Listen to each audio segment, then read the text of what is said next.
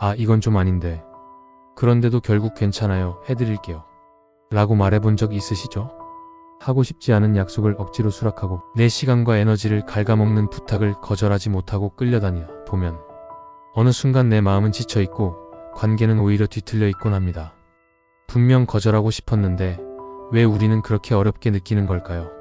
그냥 안 돼요 한마디면 될 것 같은데 그 한마디가 목에 걸려버립니다. 상대의 기분을 상하게 할까봐, 나쁜 사람처럼 보일까봐. 우리는 거절이 아니라 나를 포기하곤 하죠. 그렇다면 어떻게 해야 기분 좋게, 솔직하게 거절할 수 있을까요? 그 해답은 놀랍게도 고대 그리스의 철학자 소크라테스에게 있습니다.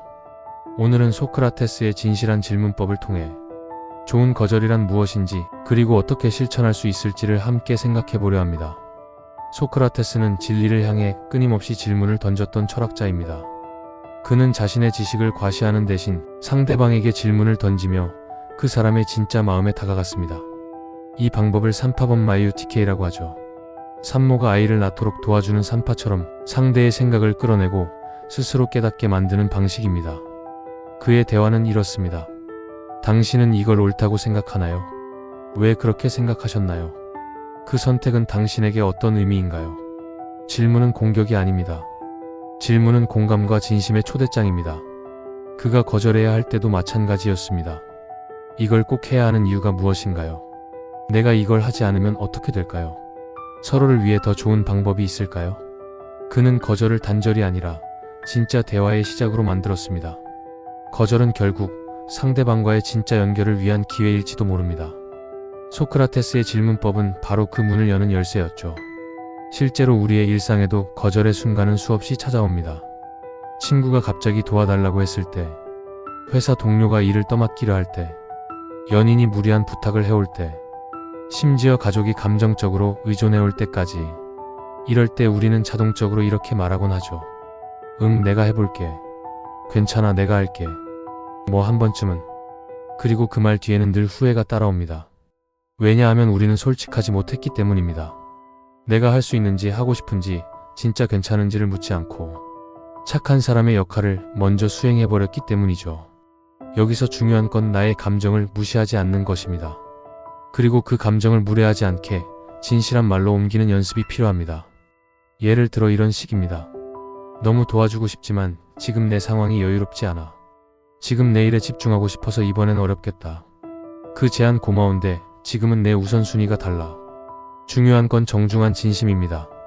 그리고 그 진심은 소크라테스처럼 왜냐하면이 담긴 질문으로 시작됩니다.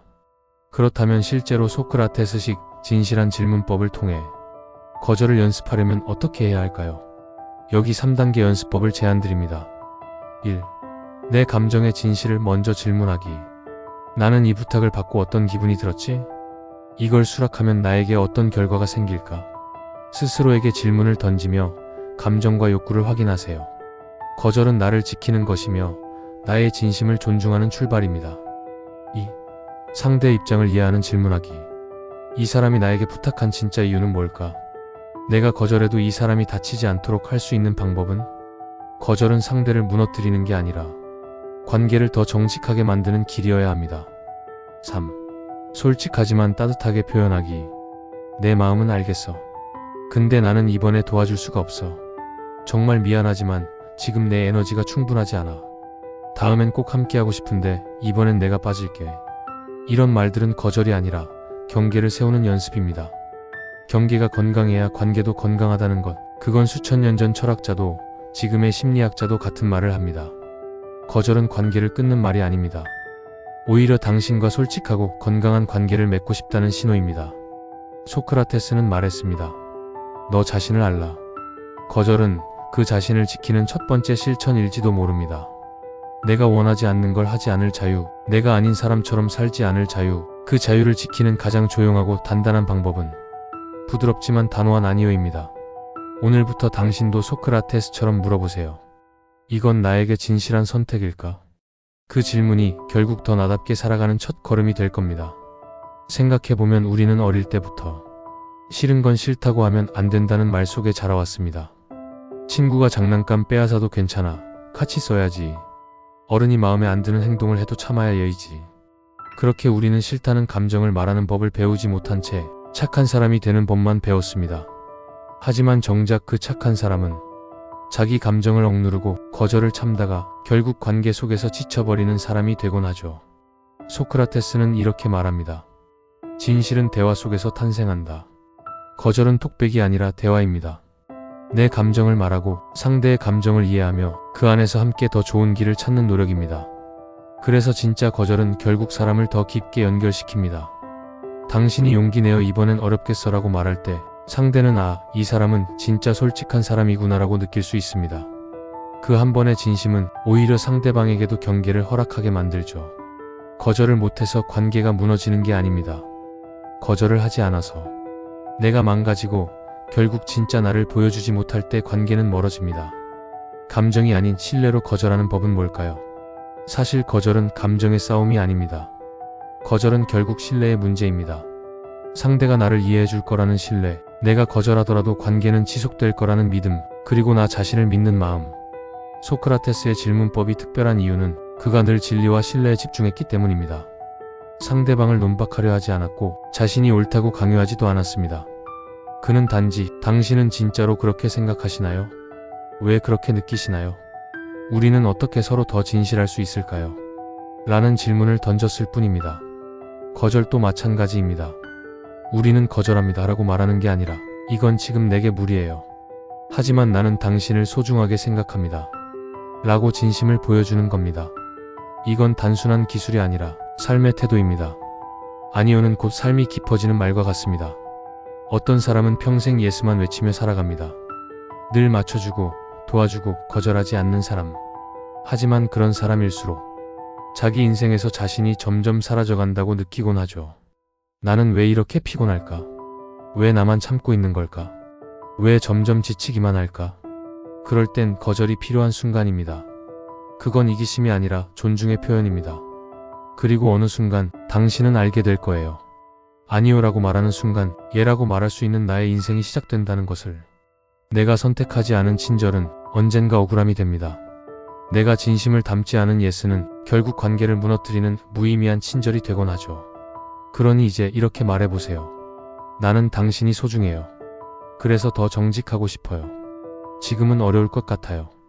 그 말은 어떤 관계보다도 깊고 따뜻한 문장이 될 겁니다. 우리는 종종 이런 상황을 마주합니다. 도움을 요청받았을 때, 모임에 초대받았을 때, 부탁을 들어달라는 연락이 왔을 때 거절하고 싶은 마음이 먼저 들지만 그냥 한 번만 도와주자. 내가 너무 차가워 보이지 않을까? 다음에 부탁할 일이 있을지도 모르니까. 이런 생각이 머리를 휘감죠. 결국 우리는 또 예스라고 말하고 그 순간은 무사하지만 마음속에 피로가 쌓이기 시작합니다. 그 피로는 결국 당신을 진심 없는 사람으로 만들게 됩니다. 더 무서운 건 한 번 허락하면 계속되는 반복. 거절하지 못한 작은 선택이 당신의 삶의 주도권을 조금씩 빼앗아갑니다. 그러니 기억하세요. 정중한 거리 두기는 단절이 아니라 관계를 오래 가게 만드는 애정의 균형점입니다.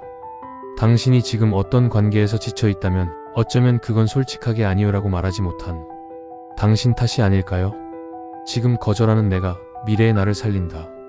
우리가 지금 한 번의 거절을 망설일 때 미래의 나는 그 선택을 어떻게 기억할까요? 그때 왜 참았을까? 왜 나답지 않게 행동했을까? 왜 그 사람에게 솔직하지 못했을까? 우리의 거절은 사실 단 한 번의 용기로 미래의 나에게 편안한 공간을 선물하는 일이기도 합니다. 소크라테스는 삶의 가장 위대한 태도는 자신을 아는 것이라고 말했죠. 진짜 나를 아는 사람은 내가 할 수 있는 것과 할 수 없는 것을 구분하고 그 경계에서 타인을 존중할 수 있는 사람입니다. 그 사람이 진짜 믿음을 주는 사람이고 관계를 건강하게 이어가는 사람입니다. 결국 거절은 신뢰의 또 다른 얼굴입니다. 진심 있는 거절의 연습, 이제 당신 차례입니다. 여전히 거절이 어렵게 느껴지시나요? 그렇다면 작은 연습부터 시작해보세요. 오늘은 좀 힘들 것 같아요. 다음에 꼭 함께해요. 도와주고 싶은데 지금은 제 스케줄이 꽉 차 있어요. 고마운데 제게는 맞지 않는 것 같아요. 이런 말은 누구도 상처 주지 않고 당신의 진심도 지켜주는 따뜻한 거절의 언어입니다. 거절이 두렵다면 그건 당신이 아직 거절을 배운 적 없는 사람이기 때문이지 냉정하거나 나쁜 사람이어서가 아닙니다. 배우면 됩니다. 연습하면 됩니다. 그리고 나서 깨닫게 될 거예요. 진짜 나로 살기 위해 우리는 예스보다 아니오를 먼저 배워야 했다는 걸. 거절은 관계를 끊는 게 아니라 관계를 지키는 용기입니다. 당신은 거절할 자격이 있고 그 거절 속에 당신의 진심이 있습니다.